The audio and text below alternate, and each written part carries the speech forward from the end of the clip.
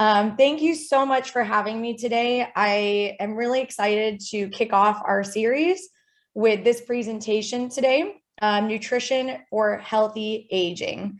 All right, so let's kick it off. Just so you all know, I believe, can we send out the slides to everyone?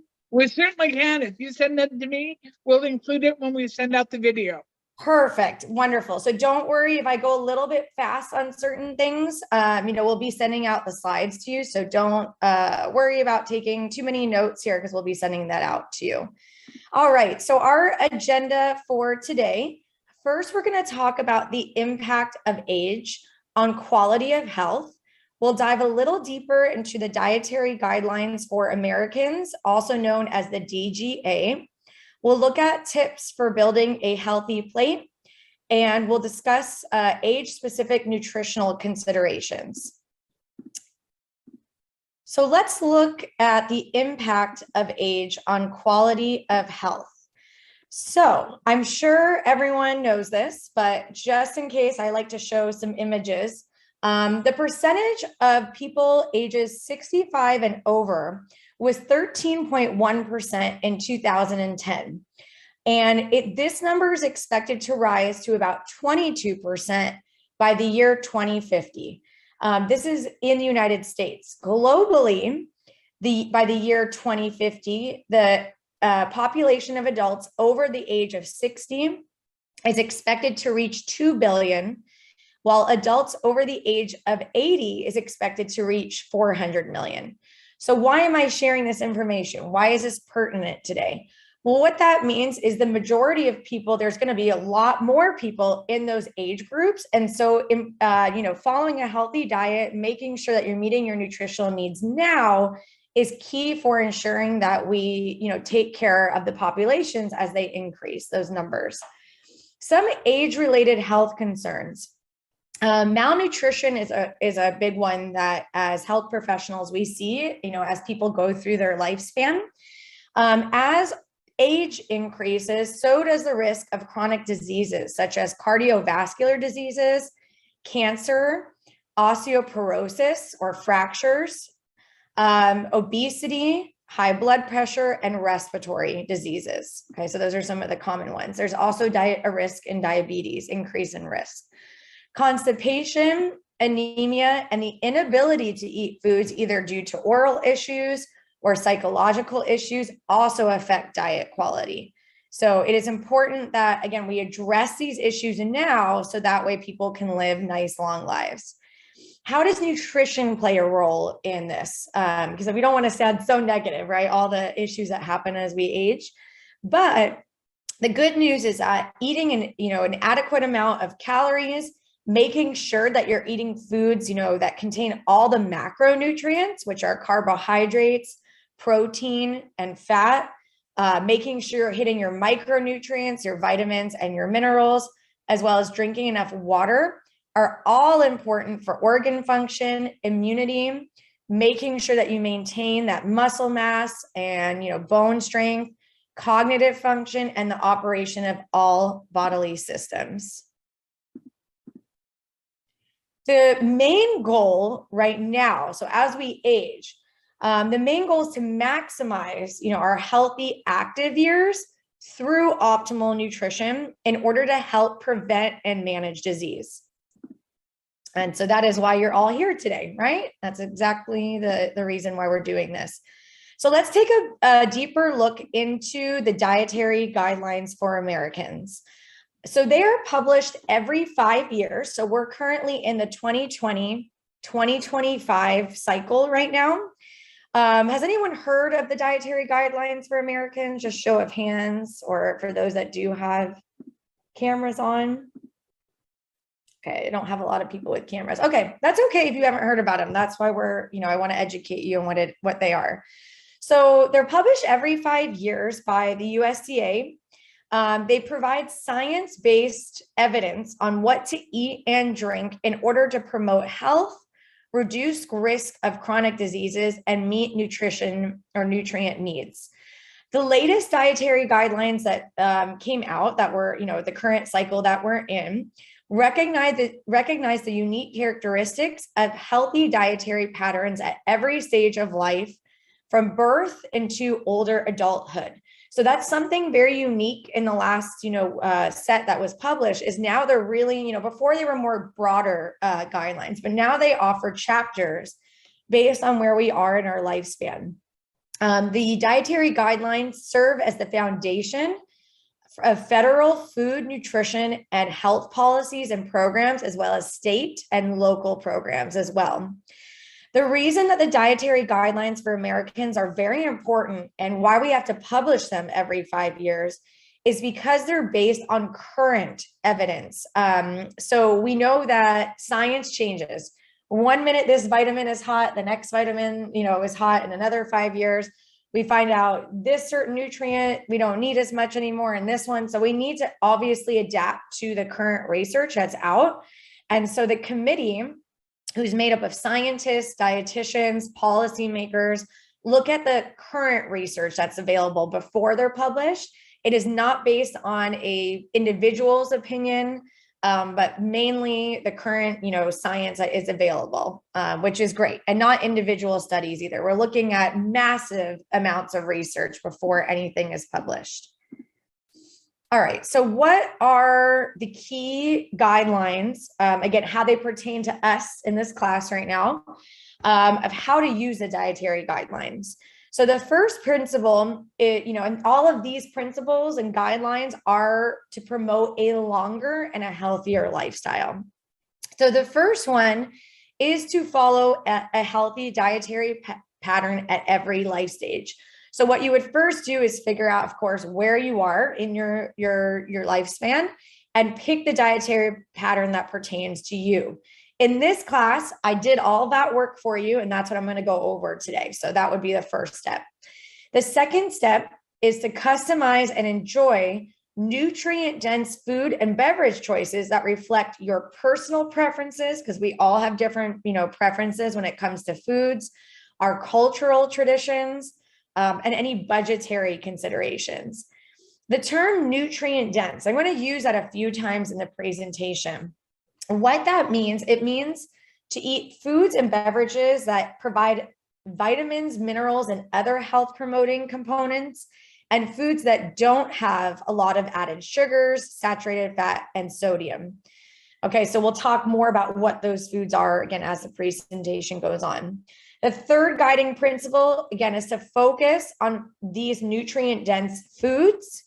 Okay, and then the fourth principle is to limit foods that are not as health promoting. So things that may have a lot of saturated fat, sodium, and added sugar. I'll also touch a little bit about upon alcohol as well as we move through the presentation. Okay. So what are the core, components of a healthy dietary pattern? What does that mean? So we're going to, again, touch upon each of these components in more depth throughout the presentation, but this is a great overall view of what all of you in this presentation should be eating in order to live a long life and a healthy life. So majority of our plate, we want those to be vegetables with a little bit of fruit. When it comes to vegetables, you want to focus on our darker colored greens, reds, oranges. We'll get some variety. For fruit, we want to focus on whole or frozen. For grains, we want to make at least half of our total daily grain servings whole grains. Again, I'm going to touch more in depth, touch upon these more in depth as we move along. For dairy, we want to make sure that we choose the fat-free, which is usually 1%, or low-fat varieties of milk, yogurt, and cheese, or lactose-free varieties for those that are lactose intolerant, or for those that can't have any dairy, fortified soy beverages and yogurt as alternatives. For proteins, we want to get a mixture of plant-based and animal proteins, and I'll talk a little bit more about that again later. And for oils, vegetable oils, so those are going to be your main focus. So things like olive oil, vegetable oils, safflower oil, avocado oil, and also the oils that are found in seafood and in nuts are acceptable. Again, we'll talk about fluids in a little bit, but mainly focusing on water, or your low calorie beverages. Coffee and tea do not have any calories, so those would be okay too. So really, majority of your plate is basically made up of the produce, and then we have a quarter grains, and then we have a quarter protein and dairy combined in one group. So that would be what your plate would want to look like at your meals. And again, we're going to be sending you this. So, if you wanted to get a photo of that or anything, you'll be getting that. So while the overall adherence to higher diet quality, so I just outlined what a high diet quality looks like. So adhering to this actually has improved over the last 10 years. So that's good news. The typical dietary pattern currently consumed by many in the United States does not align exactly with the dietary guidelines. So what we did was we looked at what people are actually doing compared to what they should be doing, and we gave each age group a score. Okay, so within the age group of 31 to 59, we're at a 59 score, and people over the age of 60 and above are getting a 63. So that's pretty good. Not great, but definitely the highest among all the other groups that we see. As more people follow these guidelines and the guidelines I'm going to outline today, that score will increase. So of course, as health professionals, as dietitians, our goal is to educate people like we're doing right now, to follow a more healthful diet in order to prevent, and manage risk of chronic disease. So that way that score can go up. But I wanted to share this in case you were curious where you fall, in the United States compared, within your age group. All right. Of course, by learning everything in this presentation and following this today, can help lower your risk of breast, colon, and rectal cancers, can also help lower your risk of cardiovascular disease, as well as lower your risk of death from cardiovascular disease. Eating a healthful, diet, again, following that plate, can help lower your total cholesterol, reduce your LDL, which is your bad cholesterol, and reduce your blood pressure. I would also add in there, also raise your HDL, which is your good cholesterol. Eating, healthy in adulthood can also lower your risk of obesity, lower your BMI, body mass index, waist circumference, and body fat percentage. Also, eating healthy can lower your risk of type 2 diabetes and lower the risk of hip fractures, which commonly is seen, as we age. All right, so good thing you're all here so we can, fulfill that slide. Let's dive a little deeper into that plate. What makes a healthy diet? And let me give you specific recommendations as well. So we're going to look at tips for building a healthy plate. Whenever I teach the plate method, I do stress to my clients and to participants when I teach classes that your plate does not need to be perfectly portioned according to these images here. Okay, so I know people ask me, do I need to buy special plates that have, pre-portioned sections on them? No, you definitely do not. If we have pasta, for example, the pasta and broccoli and sauce can all be mixed. It doesn't need to be exactly like this. But these are just some examples to show you mainly the proportions of the plate. Okay, that's really what these images are here to serve, is that half of that plate really needs to be your produce and more vegetables and fruit, just because vegetables have less sugar than fruit. And then a quarter of your plate is going to be that lean protein. And that could be either plant-based protein. So, if for those that, are looking to go a little bit more plant-based, as in the image on the bottom right with the beans, or it can be, lean sources like fish in the top right corner there. So you can see that. And then a quarter of your plate, are grains. Ideally, you want to look for whole grains. It could also be a starch as well, like a starchy vegetable, such as peas, potatoes, or corn. Also showing you, sometimes for breakfast, and majority of the time, it's hard to get vegetables for breakfast. So what I always say is, you can always do a snack a couple hours later, mid-morning, of vegetables to kind of get that group in there within the morning before you hit that lunchtime. So unless you're doing an omelet or something like avocado toast in this image here, think about getting your vegetables, maybe as your mid-morning snack. But either way, your plate does not need to be perfectly portioned. The main message is that half of that plate should be vegetables. Growing up for a lot of us, we were always taught, and maybe you actually yourself, build your meals around the protein. And that's very common. I see that, all the time. And again, a lot of us were raised that way, to always build, pick your protein first and let's build everything else around it. But if vegetables are making up majority of that plate, I encourage all of you to switch up what you're doing and make the vegetables the star of the show, and then build everything else around that, because that's making up majority of what you're eating anyway. Okay. So let's dive a little deeper into the elements of the plate. All right, so let's look at fruit first. For fruit, you want to focus on fresh or frozen varieties if possible. Dried fruit and juice do contain a lot more added sugar and natural sugar, both, compared to whole fruit, fresh or frozen. Of course, everything can fit into an overall healthy diet. So I'm not saying to eliminate anything, but really watching your portions of the dried fruit and the juice.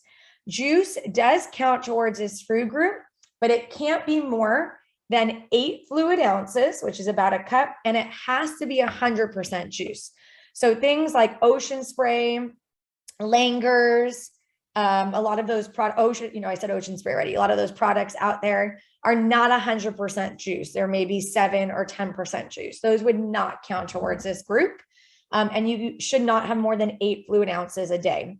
For dried fruit, the recommendation is a 1/4 cup, which is a little handful, about this big. I can show you what that looks like here with a measuring cup. And again, it is very hard to find dried fruit without any added sugar. So when you look at the food label, do your best to flip that over and see if the added sugars say 0. If they do, that's a good variety. Sometimes a lot of food companies add additional sugar to dried fruit, but it's already dehydrated, which already has a higher concentration of sugar. And then they add more sugar on top of that. So you just want to be mindful of portion sizes with dried fruit. When it comes to produce items, both fruits and vegetables, we want to choose a variety of different colors. I don't know if any of you have heard of eating the rainbow, or heard that term, or anywhere in your lifespan at some point. There is a lot of science behind that claim, and different colored fruits and vegetables have different nutrients. So by eating a variety of colors and eating different colors of the rainbow, you're going to ensure that you're meeting all those vitamins and minerals. Also, I use this example with vegetables, which we're going to hop over to in a sec. Imagine eating a salad with only green colored veggies on it. It looks kind of boring to the eye. So you want to add some color to that to also make the dish look a lot more appealing to the eye as well.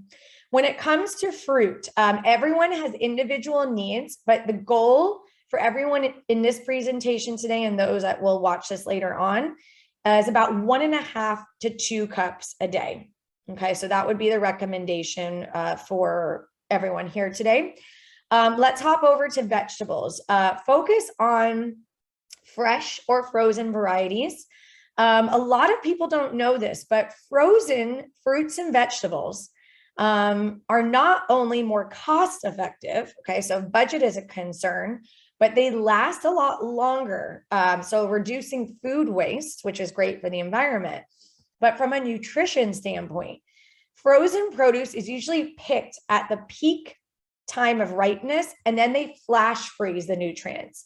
So all the nutrients are still intact, making it actually better in a way from a nutrition standpoint than the fresh produce.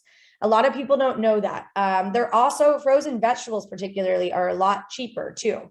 So that's a great thing to stock up on, in your freezer, stockpile those frozen veggies. And they also, a lot of them microwave right in the bag. So they, take a lot less time to make than pre-chopping and, doing all of that. When it comes to frozen vegetables, just make sure not to put them directly into boiling water, because you will lose the nutritional value. Same thing with fresh too. So steaming is okay, pan frying is okay, microwaving is okay. but be careful about putting them directly into that boiling water. If you do choose canned vegetables, try to choose the low or no sodium canned vegetables. A trick for you too, if you can't find it or you can only find the low sodium, is to dump the can into a colander, which is what you use to drain pasta, and rinse it under the sink. You'll get rid of a lot of sodium that way, and then you can go ahead and eat or cook the item that way. Same thing as fruit, choose a lot of different colors because different colored fruits and veggies have different nutrients.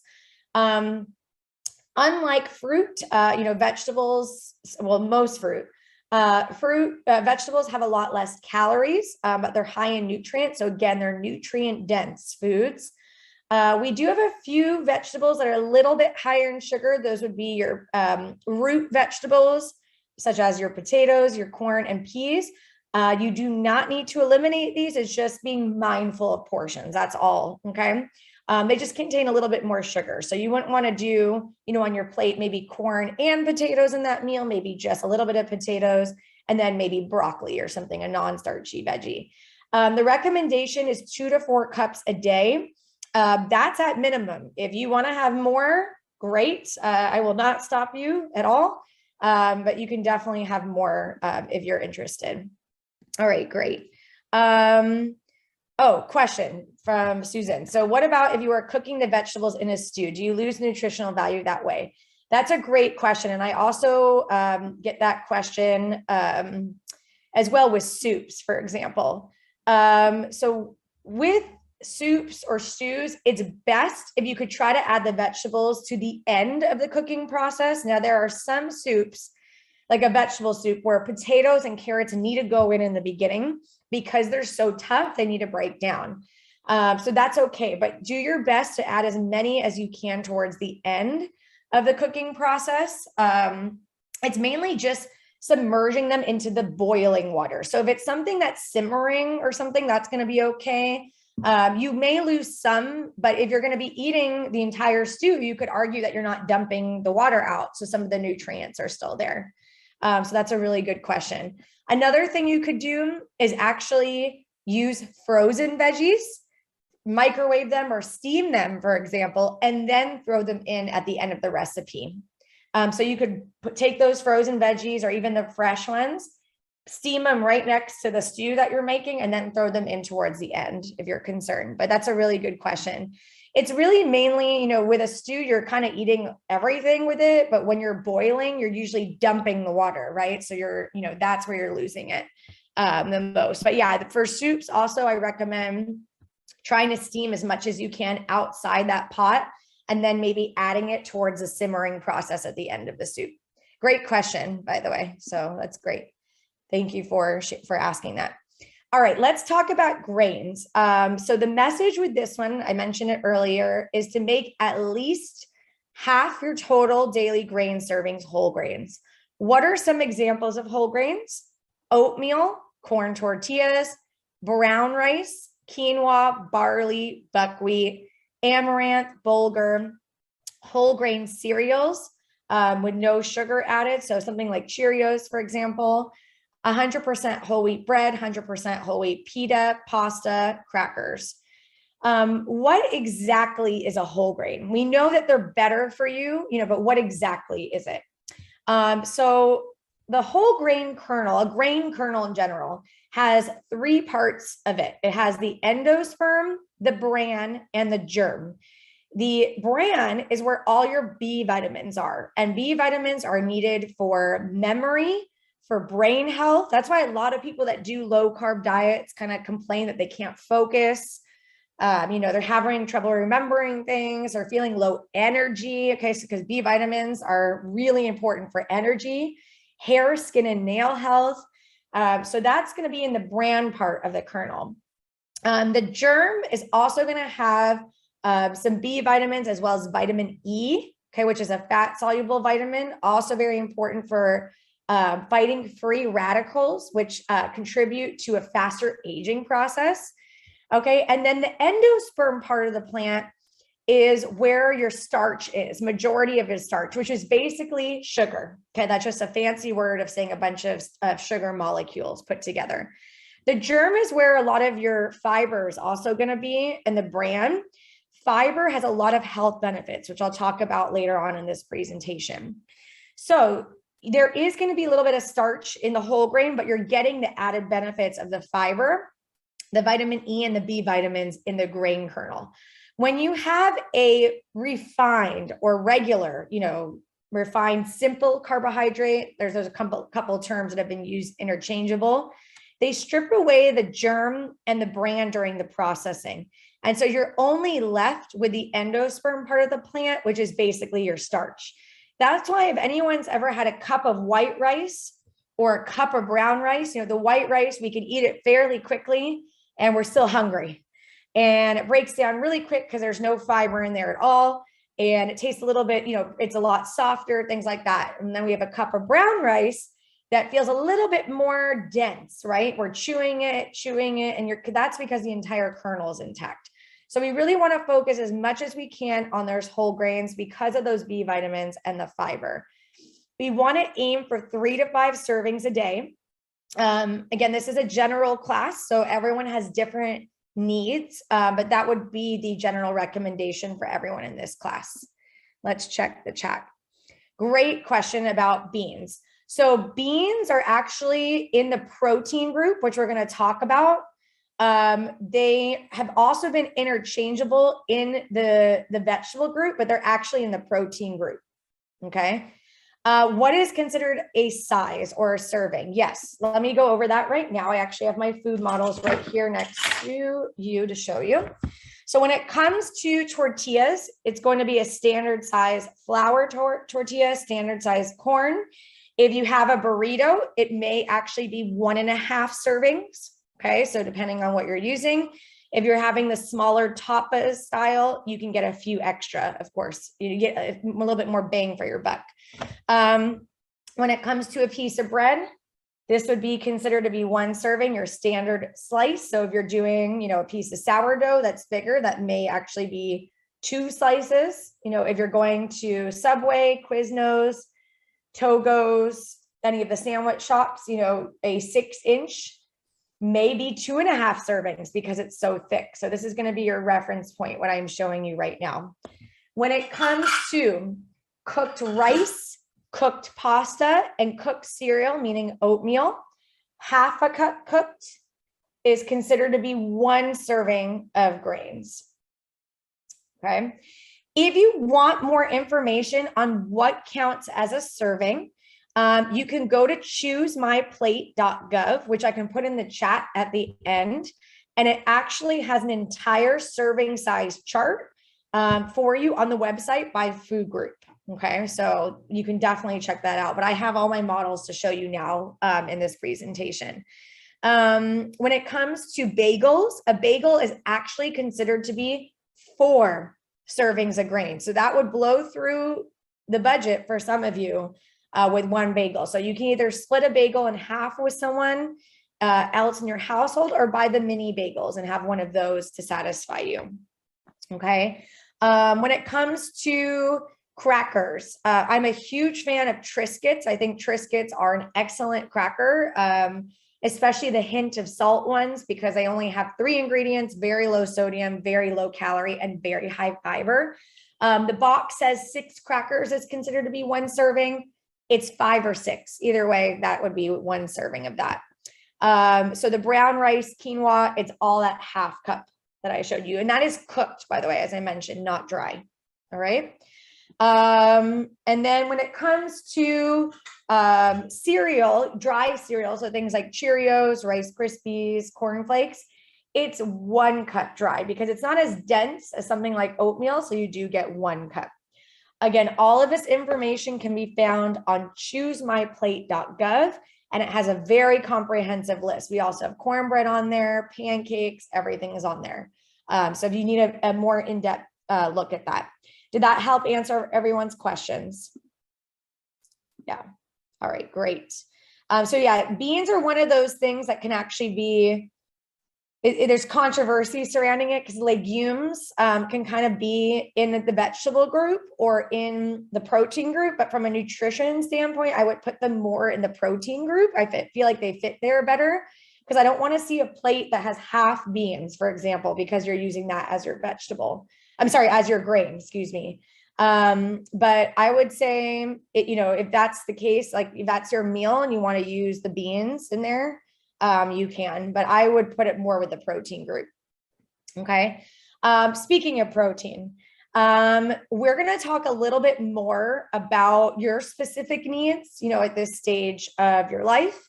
So I'm just going to touch upon it generally right here, and then we'll go to another slide in the future and talk more about it in depth. The main message with this group is variety. I know I mentioned variety also with fruits and vegetables, and of course with all your groups, but particularly this group. There are some major differences between animal protein and plant-based protein. And there's been a big craze in the last, I would say 3 or 4 years, where we're going more plant-based as a society. So let's talk about it. Plant-based protein has no saturated fat, or virtually none. I should say there are a few foods that do. Saturated fat is the fat that contributes to high cholesterol, high blood cholesterol, heart disease, which is still the #1 cause of death in the United States over all cancer and COVID as well combined. And then also has no cholesterol. So fun fact for you, cholesterol is only found in products from animals. Okay, so that would be butter, dairy foods, eggs, and animals themselves. So all of your plant-based products do not have cholesterol, and all of your plant-based products do have fiber, which we're going to talk about more in a second. They are not, aside from soy, for example, which is a complete protein, they do lack one or more essential amino acids. So that's where plant-based protein may fall short. If we look at animal protein, on the other hand, no fiber. Of course, cholesterol is found in animal products, and some animal products have more saturated fat than others. And then, you can throw in the environmental aspect of animal protein as well, contributing to, environmental impacts there. And so what I'm saying is not to go one way or the other way. It's not, you have to be vegan, or you have to do keto, which is, very, very heavy in animal protein. What the main message here is, I want to see you eat a variety. So if you're going to do, fish for lunch and chicken for dinner, maybe all your snacks are going to be plant-based, nut butter in the morning on your toast.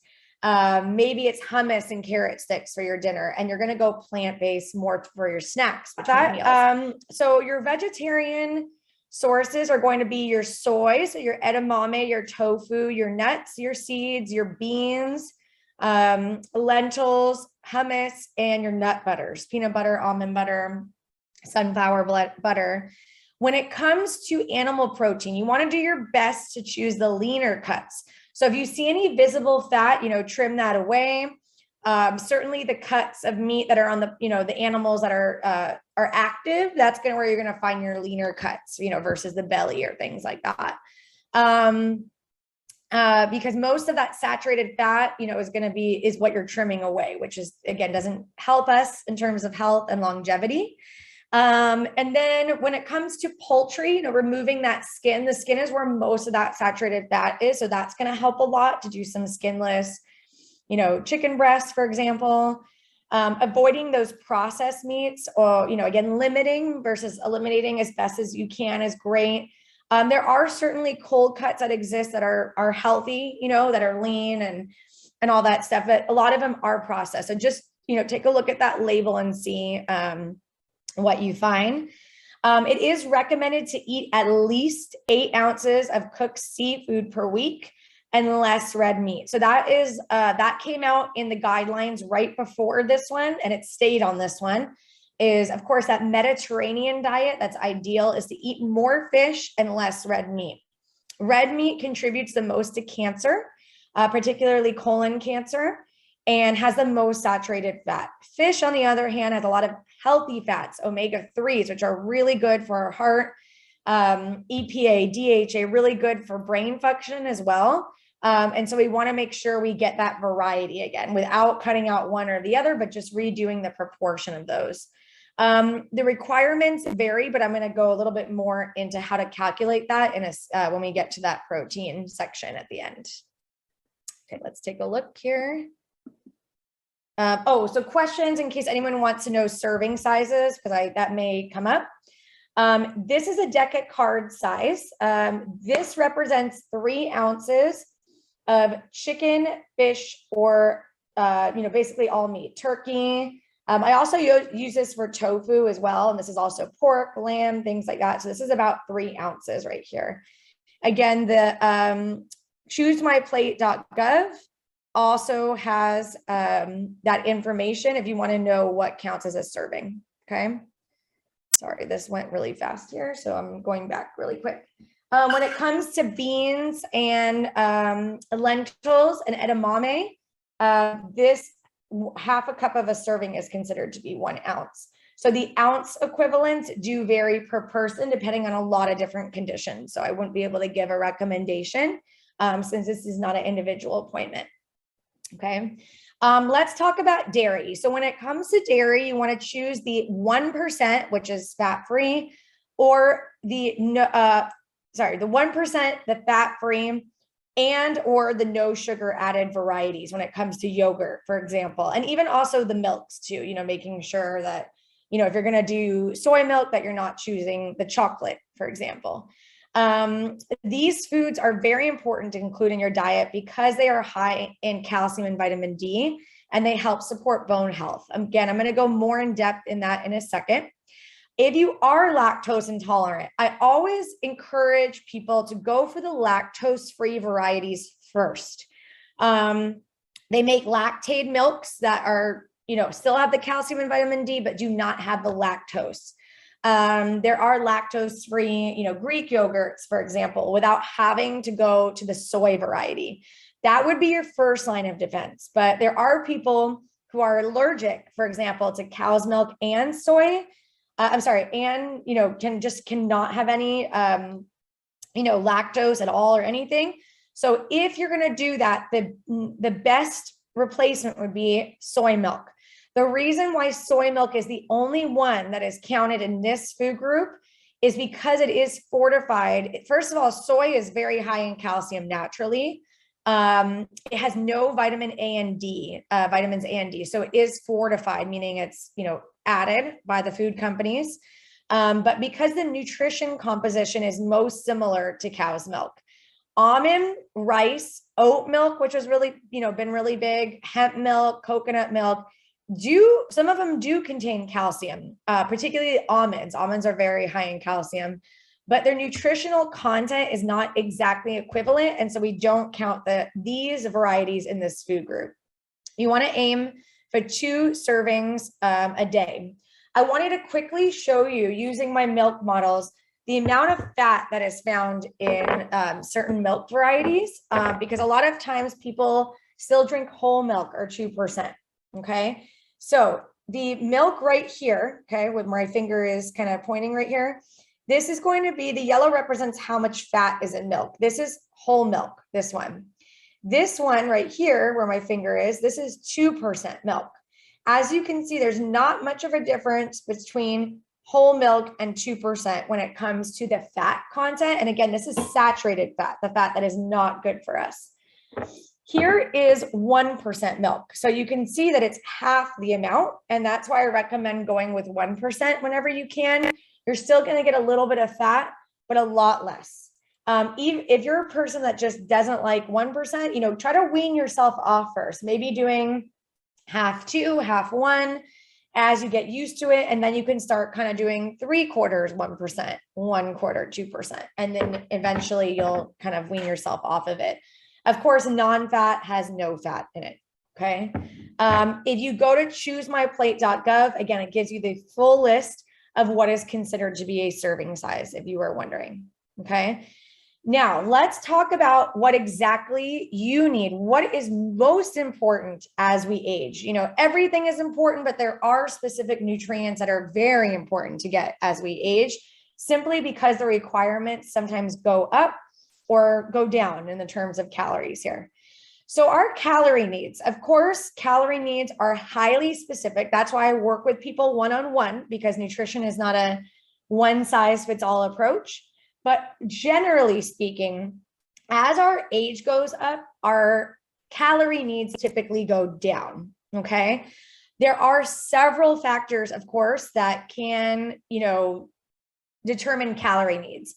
If I have someone that, a client, for example, that's working out more, doing more strength training, particularly, that person, even though they're older, may need a little bit more protein. If someone has cancer, they may need a little bit more. Rehabbing for an injury may need a little bit more. Certainly female versus male, certainly someone's exact body weight, someone's certain, exact age. We can't put everybody 60 and older in one category, because someone that's 80 versus 60 is going to be different. So this is just a general kind of term or general statement, but I just want to point out there are factors that can give you a different, caloric value. There are only 3 nutrients that provide calories: carbohydrates, fats, and protein. And really the basic definition of a calorie is a unit of energy. We get calories from both food as well as beverages too. Okay. Fluid needs are extremely important as we age. Okay. Water is the most vital nutrient in our diet. 60% of our body is made from water. Water, assists in the digestion of foods. It helps remove and eliminate waste from the body, which is great. Helps regulate our temperature and helps cushion sensitive parts of our body, our organs. Each day, we lose about 2 to 3 quarts of water through sweating, breathing, and digestion. Of course, on those hot days that just passed a couple of weeks ago when we had that horrible humidity, we were probably losing way more than that, because it took a lot more energy and breathing and sweating just to do, easy, simple tasks when it was that humid out. Staying hydrated can help reduce the risk of developing kidney stones, helps prevent against UTIs, which are urinary tract infections, and help prevent against constipation. If you're curious if you're getting enough, I always tell people to do a quick urine check.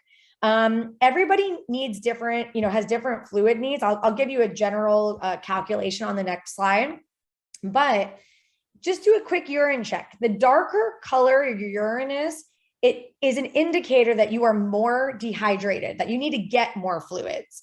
If your water, your urine, is clear, very faint yellow, things like that, you're getting enough water. Okay. Maybe you're not meeting the 8 cups a day or, whatever your recommended amount is.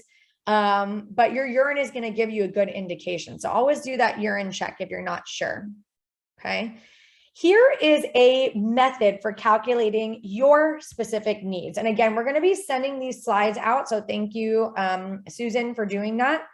But if you're curious about how much you need, first divide your weight in pounds by 2.2. So if you're 150 pounds, you would divide that by 2.2 and get your number. The second step is to multiply that number from step number 1 by your age. So it's 150 times, let's say 65. Okay. Then you're going to divide that number by 28.3, and that will give you your total ounces of water that you should drink a day. If ounces are too confusing and you want to convert it to cups, you can then divide by 8 to get how many cups you are allowed a day, or that you should have, a day. If you want to have more than that, great. Of course, again, on hotter days or days that you're working out, maybe you need more than what this is, but this is a good formula to use to know what your fluid needs should be. So again, we're sending this to you. So if I'm going a little bit fast and you wanted to grab this formula, you'll get this in the presentation. All right. Something that is very common that I see, as we age is the risk of constipation. A lot of medications actually cause constipation. And as we age, typically we see people that are on more medication. So that's definitely a concern. Certain supplements like iron, for example, can cause constipation. Dehydration, if we're not getting enough fluids, that can cause constipation. And just not eating, a diet rich in fruits, vegetables, whole grains, plant-based protein. And so as a result, fiber is definitely something we want to be mindful of as we age. Fiber can help with regularity. So I told you I would mention the health benefits, right? Of fiber, here we go.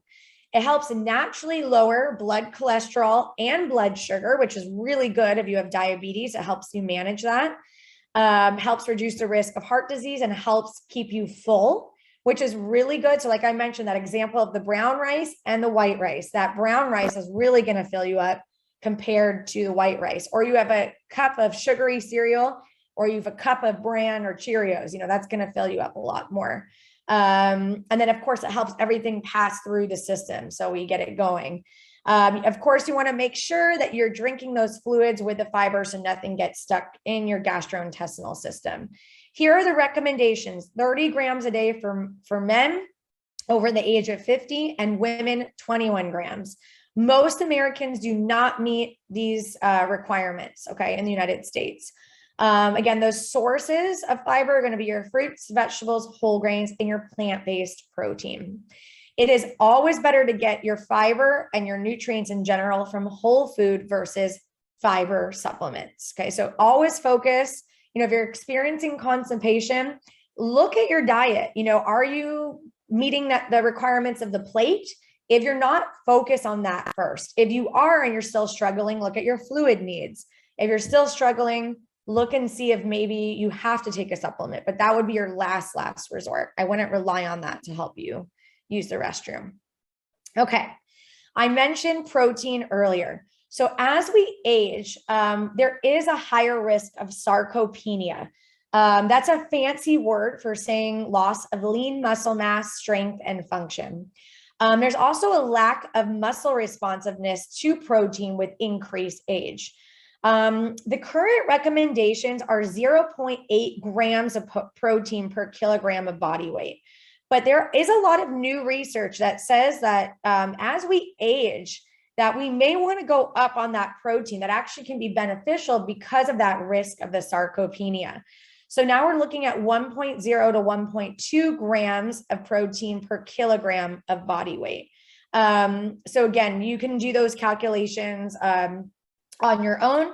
To convert pounds to kilograms, you just divide by 2.2. Okay, so that's to find out how many servings you need. Of course, we want to focus on those quality sources. Are we doing hamburgers and hot dogs and things like that? Or are we focusing on fish, on those skinless chicken, on the leaner cuts of meat, on your plant-based protein? That's where you want to go. That's where what you want to do. Same thing that I said with the fiber supplements. We want to focus always on food to get our nutrients first before resorting to supplements. Vitamin B12 is another one that is very important as we age. The body's ability to absorb it decreases with age. That's why I'm highlighting this for all of you right now. Certain medications such as prednisone, a lot of the steroids, can actually decrease the absorption of B12. And again, we sometimes see an increase in those medications used as we age. There are very few food sources of B12, certainly seafood, so tuna, salmon, clams, fish in general, eggs, lean meat, okay, and fortified breakfast cereals have B12. If vitamin B12 is definitely part of a lab, a blood test.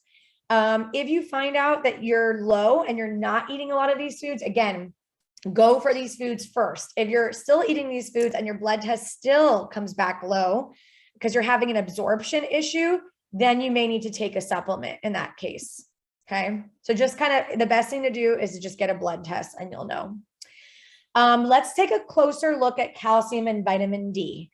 So calcium and vitamin D requirements do go up at the ages of 51 and 70 respectively in order to help maintain bone health and prevent fractures from falls. In a later presentation, we're going to talk a little bit more about the fitness side of bone health. I'm talking a little bit more about the nutrition side now. The calcium recommendations for those 51 and older is 1,200 milligrams per day for female and 1,000 milligrams per day for male. The vitamin D recommendations here from 1 to 70 years old is 600 IU. However, there are a lot of different values actually based on the governing body.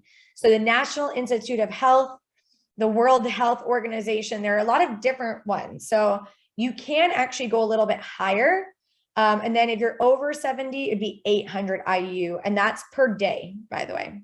Okay. We can get, as I mentioned earlier, and again, we're sending you this chart, so you don't need to write everything down or anything. There are, the best forms of calcium are going to be in your dairy products, which I mentioned earlier. You want 2 servings a day of. Of course, those lower fat are going to be your best sources and the ones without any added sugar. So something like Greek yogurt without any added sugar and then flavoring it yourself is always best. Or low sugar, I should say, also is good too. But there also are non-dairy sources of calcium. So things like soy milk, sardines, tofu, almonds, kale, chia seeds. These foods are also going to have calcium as well. So incorporating these into your diet are great. This is something that's very important for anyone that does take calcium supplements. I don't know if you know this, but the body does not prefer to absorb it when it's 1,000 milligrams in one sitting. So the best way to kind of take your supplement is either to split the doses in half to no more than 500 milligrams in one sitting. That's not per day, but just per sitting. Or to, not have almonds, kale, tofu all in one sitting, but to kind of split it up throughout the day. That's going to help the best. That's the body's preferred way to absorb it. Sodium, caffeine, and alcohol actually inhibit the absorption of calcium. So I know a lot of people who put milk in their coffee and they're like, that's my dairy for the day. But the caffeine in the coffee, unless it's decaf, but let's say regular, coffee, is actually inhibiting that absorption of calcium. So be really mindful of that. I would wait a couple hours to have your yogurt, your cereal with milk from the coffee, if that is your way of getting calcium. So very interesting fact a lot of people don't know. Vitamin D helps the absorption of calcium. So we want to take the two together. If you do need a supplement, you're not getting enough in your diet, you are lactose intolerant, whatever the case may be, or you're against dairy products. There are a lot of people like that. Take a calcium carbonate supplement. That's the one that absorbs the best with vitamin D3. That would be the best. The only thing with calcium carbonate is it does require stomach acid to be absorbed. So it's best to take the supplement with food. Okay. But just definitely space it out with your coffee, with alcohol, anything like that. So maybe middle of your day is good if you're drinking coffee in the morning so you can absorb it all. Vitamin D, that's a hot vitamin right now. And I'm sorry, it's 11:30, but I'm going to go just maybe 5 minutes over if that's okay with everyone. Vitamin D is a fat soluble vitamin. It is naturally produced in the body once our skin is exposed to sun. It does, again, help with the absorption of calcium. It is very important for bone health, so our bones don't become thin and brittle. When we fall, if we are eating enough calcium and vitamin D now, we have less risk of fractures later on, which is great. So we need that. There are 2 sources of vitamin D, D2 and D3. There are very limited sources of vitamin D in our diet. So it's important to include these foods as much as possible. Most people don't eat cod liver oil, but that's going to be very high in vitamin D. But things like salmon, tuna, mackerel, eggs, your dairy products, again, are going to be highest, okay, in vitamin D. So trying to incorporate these foods is great. It is recommended to get 10 to 30 minutes of sun exposure every day, which in San Diego or in Southern California is usually not an issue. We get plenty of sun here. The best times are 10 a.m. to 3 p.m. And we want to keep our upper extremities open, and so we can absorb it here. So if you're fully covered in a jacket and things like that, you're not going to absorb it best, but maybe your shoulders, your arms, your neck, that's going to be the best thing. After 10 to 30 minutes, definitely apply that sunscreen. also to protect against skin cancer. So in conclusion here, the key principles to a healthy life, what are they?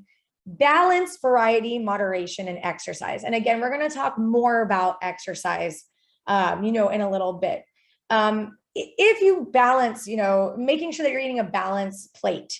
Okay, so following that plate method, eating larger quantities of those nutrient-dense foods and less foods that are higher in those added sugars, high in sodium, and higher in saturated fat. Are you eating a variety of foods? Are you eating the same thing every day? I want you to ask yourself that. Or are you really getting a variety of foods? Maybe you've never tried tofu before, and you're going to leave this presentation going, maybe I really should start eating more tofu, or maybe using lentils in my tacos instead of ground beef. Are you eating salads that are only green? Maybe thinking about adding some bell peppers, some tomatoes. Are you eating bananas all day, every day? Or maybe incorporating more berries or more melons or stone fruit in your diet? Moderation. I don't believe in eliminating anything from the diet. Everything can fit into an overall healthy diet.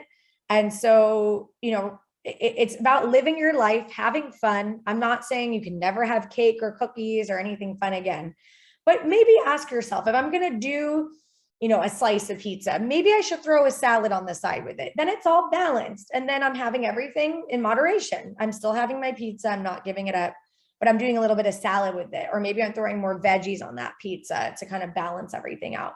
And then of course, that exercise, it's recommended to get 150 minutes to 300 minutes of moderate intensity aerobic activity a week.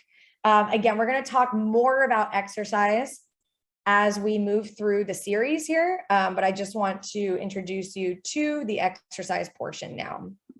All right, great. Of course, thank you so much for attending the presentation today. It was lovely to meet all of you this morning on this Friday. Here is my email if you're interested in contacting me about anything. We do offer through UCSD Recreation one-on-one appointments if you're not sure about your personalized nutrition, and that information can be found on the UCSD Recreation website. And we can definitely schedule a one-on-one either at the gym on campus or virtually if you're interested in talking about your personalized nutrition. Does anyone